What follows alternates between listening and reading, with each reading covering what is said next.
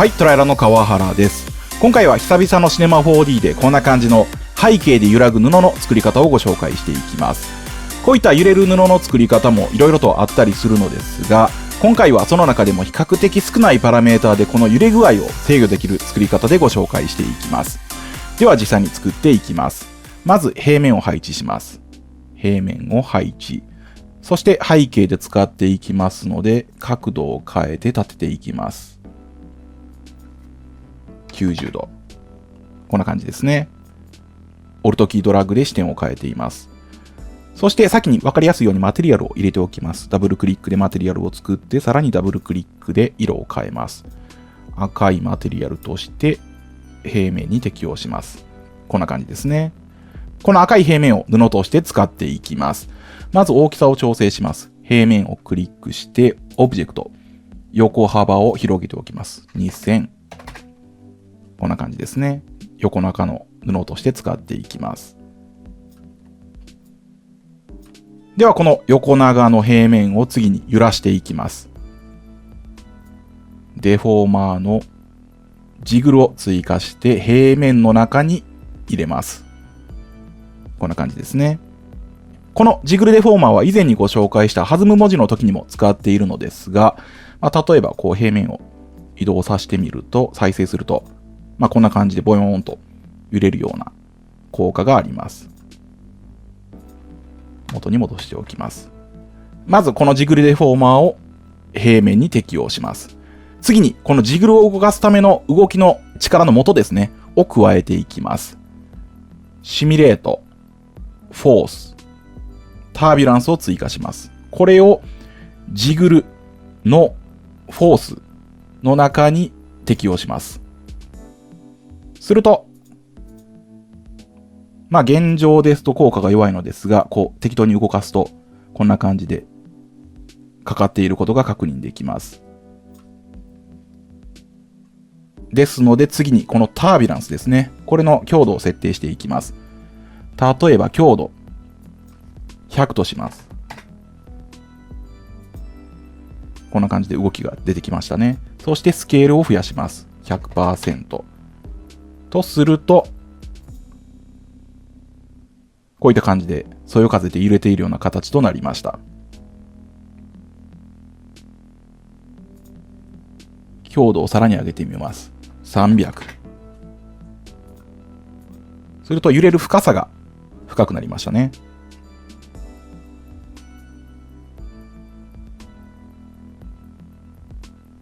強度が深さで、スケールがこの揺らぎの幅の広さですね。といった形となります。ですので、スケールの数値を小さくすると、細かな揺らぎとなります。ちょっと時間が短いので増やしていきます。5秒間、150フレーム。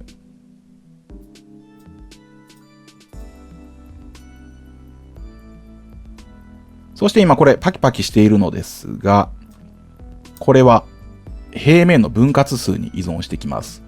平面をクリックして表示、グーローシェーディング線を表示すると、これが今平面の分割数になっています。これが少ないために今割とカクカクした形になっているので、この分割数を増やしていきます。平面をクリックして、分割数、今縦方向、横方向10となっているのを、例えば横方向100、縦方向15として、細かく分割します。すると、こういった形ですね。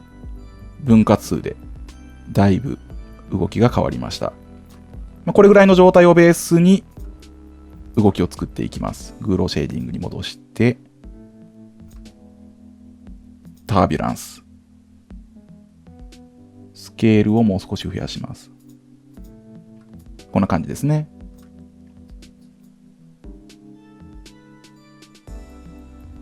もう少し深さを増やします。350。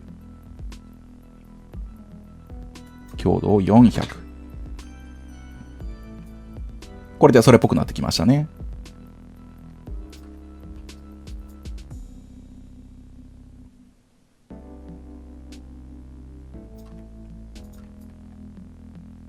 さらに揺らぎを変化させていきます。今、タービュランス一つで作っているのですが、コントロールキーを押しながらドラッグして複製します。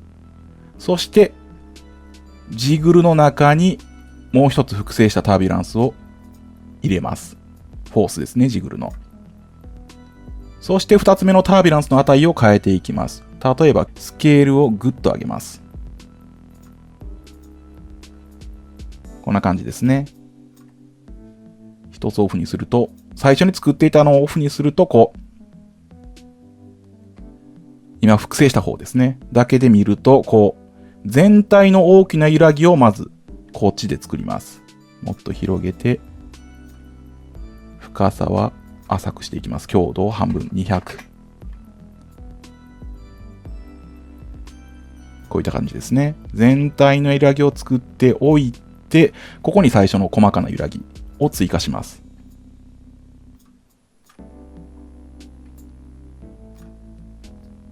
こんな感じですね。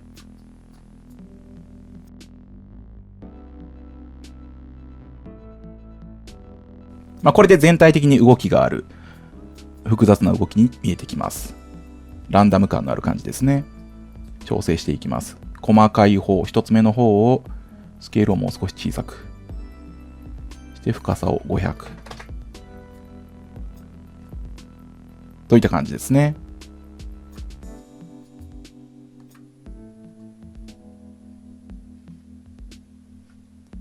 これでざっくり動きができたので、次にこの平面に厚みを持たせていきます。布の厚みですね。それには、クロスサーフェイスを作って、クロスサーフェイスの中に平面を入れます。すると、クロスサーフェイスの厚さですね。これを増やすと、こんな感じですね。布の厚みを作ることができます。今回は薄いのでいいので、2としておきます。2でも厚いですね。1。さらに、このクロスサーフェイスでも分割数をさらに増やしていくこともできます。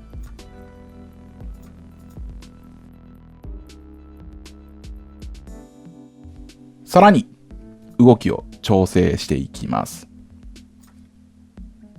最初に作ったジグルですね。これのオブジェクトの設定で、この平面の硬さなんかも設定することができます。例えば硬さを硬くすると、変化の影響が受けにくくなり、硬さを柔らかくすると、もうすごい影響を受けるようになります。このあたりを調整することで、この素材の硬さ感ですね、を表現することができます。こんな感じですね。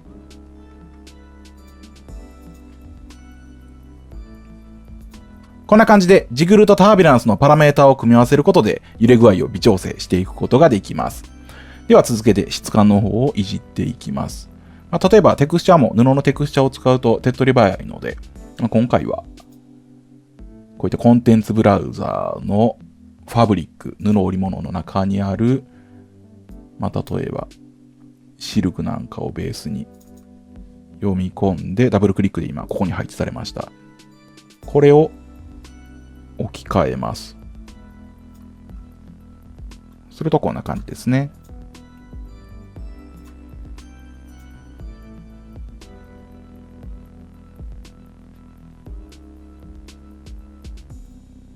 で、質感がちょっとギラギラしすぎという感じですので、ダブルクリックでカラーなんかを入れて、赤ですね。ベースに入れつつ反射具合を調整していきます。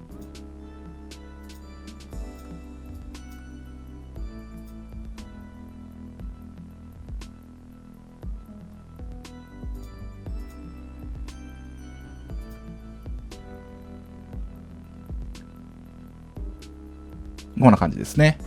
これでいきます。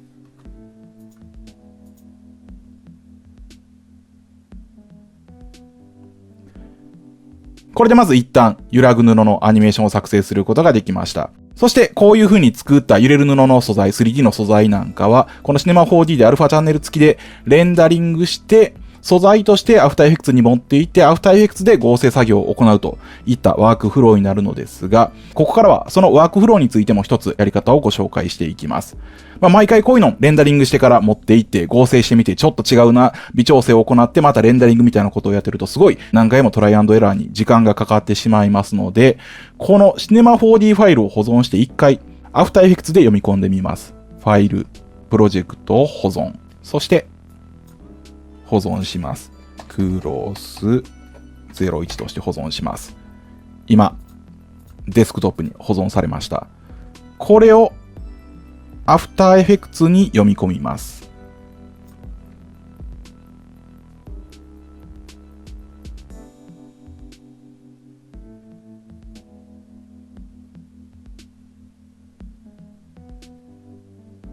ちょっと時間がかかりますが、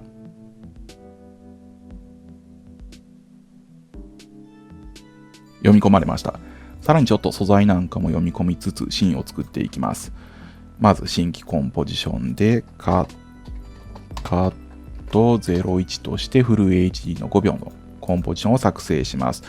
そしてレイヤー新規平面で BG01 として、白の平面を作ってシネマ 4D の素材を読み込みます。すると、こんな感じですね。ざっと読み込んで確認することができます。これは今レンダリングされていない状態ですので、ドラフト、いわゆるプレビュー画質になってくるので完成のクオリティではないのですが、こういった形でこのシネマ 4D 側で保存した状態をすぐにアフターエフェクツ側に読み込んで仮組みすることができるんですね。ですので先に一度仮組みを行ってざっと確認してからレンダリングを行うという形で調整を行っていきます。例えばこういった人物と合成するような場合ですね、人物の素材を読み込んでエフェクト、キーイング、キーライトで緑を選択しつつちょっと背景を消します。スクリーンマットの状態で黒の調整と白の調整で、まずマットを作成します。もう少しクリップ黒を絞っておきます。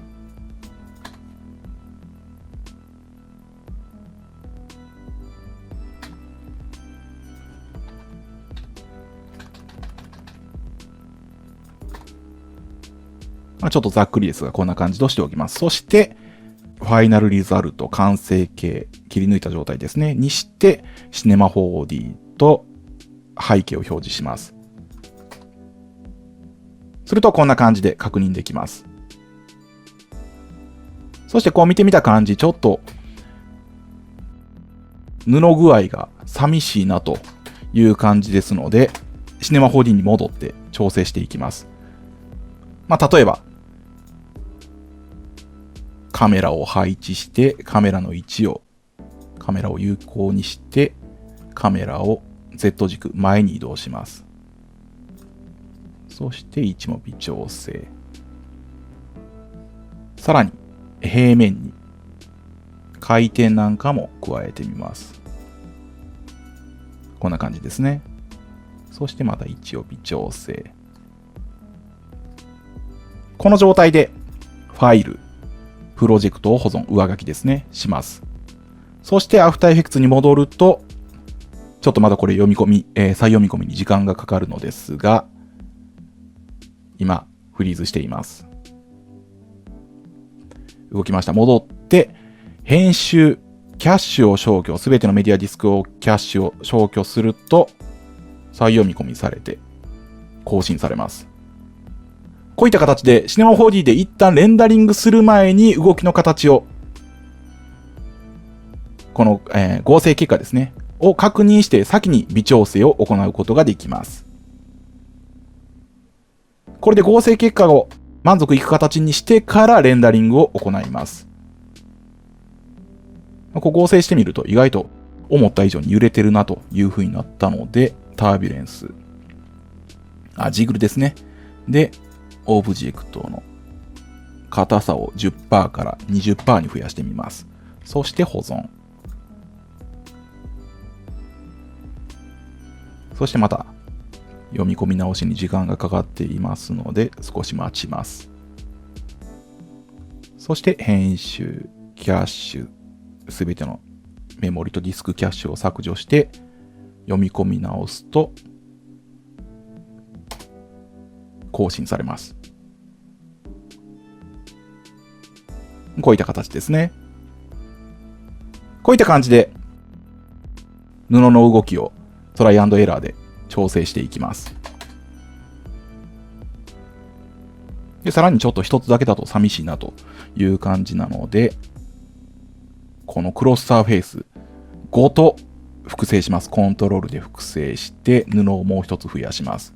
そして複製した方の平面を角度を変えつつ同じ位置で重なっているので、位置ですね。奥行き Z 軸の位置を少し後ろにずらします。こんな感じですね。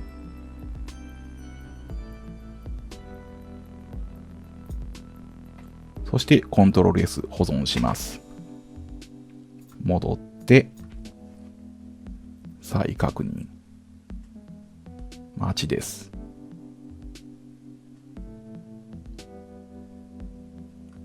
そしてキャッシュをクリア。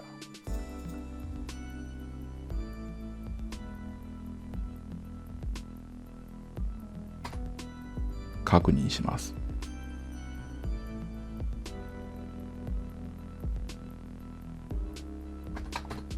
こういった形ですね。ちょっとこの上のあたりにスペースがあるのが気持ち悪いので、この背景の方を少し左にずらします。こっちの平面ですね。左にずらすと、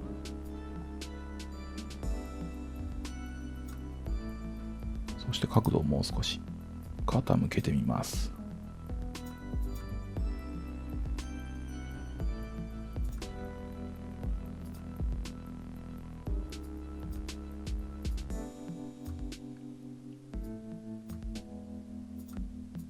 こんな感じで微調整を行って保存、コントロール S。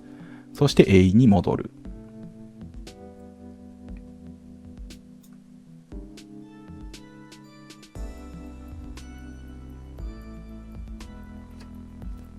そしてキャッシュをクリア。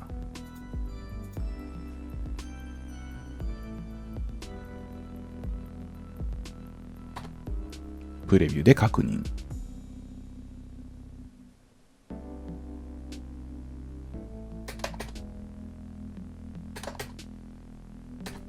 1枚目の方をもう少し上に移動します。1枚目の方のクロスサーフェイスの平面を上に移動しつつもう少しカメラに近づけます。こんな感じですね。そしてまた AE。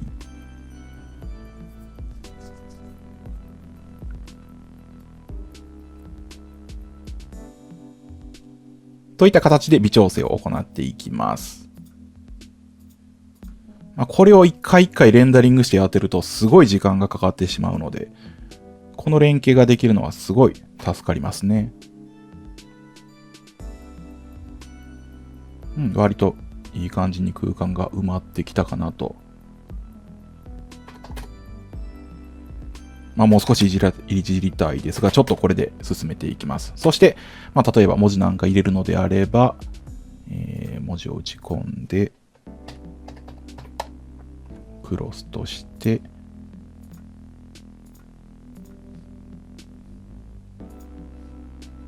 人の背後に配置して、例えば S、スケールで少し拡大していくみたいなことですね。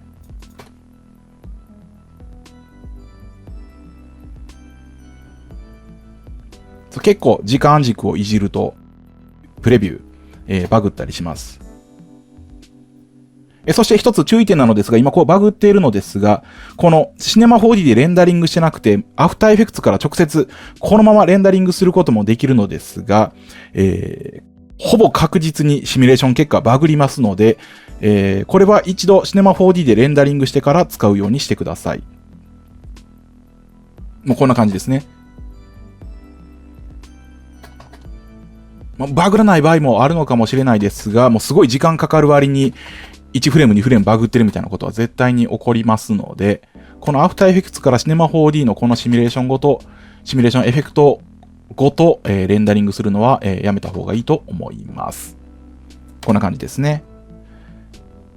こんな感じでうまく合成できるような形ができましたので、シネマ 4D でレンダリングを行います。レンダリング設定から、出力。サイズはフィルムビデオの、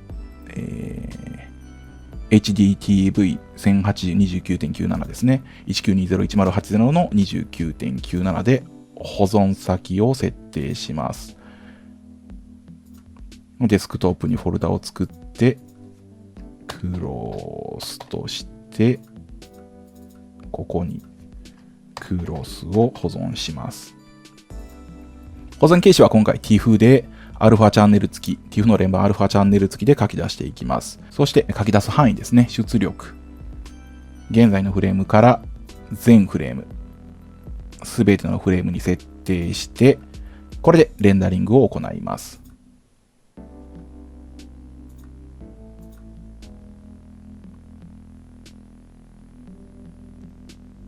これで150フレーム分書き出します。これでレンダリングが完了しましたので、アフターエフェクツに戻ります。読み込みます。TIFF のシーケンスで読み込みます。そして配置します。シネマ 4D のプロジェクトは非表示にしておきます。そして再生すると、こんな感じですね。綺麗に作成できています。で、今回のケースですと元のこの被写体の素材ですね。この撮影素材が、フォーカスが被写界深度がすごい浅い素材ですので、この唇、手、鼻の先ぐらいに合ってて、目では少しもうボケ始めて、耳のあたりではもう完全にボケているような、すごい被写界深度が浅い状態の素材ですので、この状態で、背景がパキッとしているのはおかしいので、実際に使う場合は、レイヤー新規、調整レイヤーで、エフェクト、ブラーガウスなんかでエッジピクセルを繰り返して、ブラー50、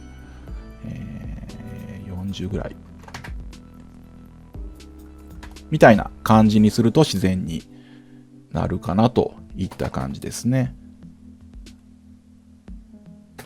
さらにやっておくと、レイヤー新規、調整レイヤーで、エフェクト、カラー補正のレベル補正ですね。なんかで明度を調整しておくと、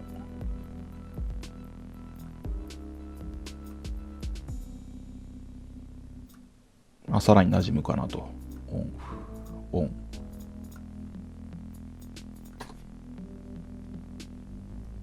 といった感じですね。こんな感じでシネマ 4D を使って揺れる布背景をサクッと作ることができます。今回は以上です。またお会いしましょう。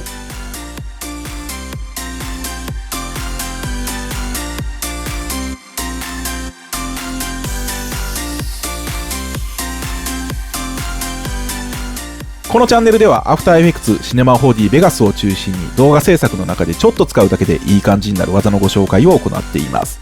チャンネル登録がまだの方はぜひチャンネル登録をお願いします。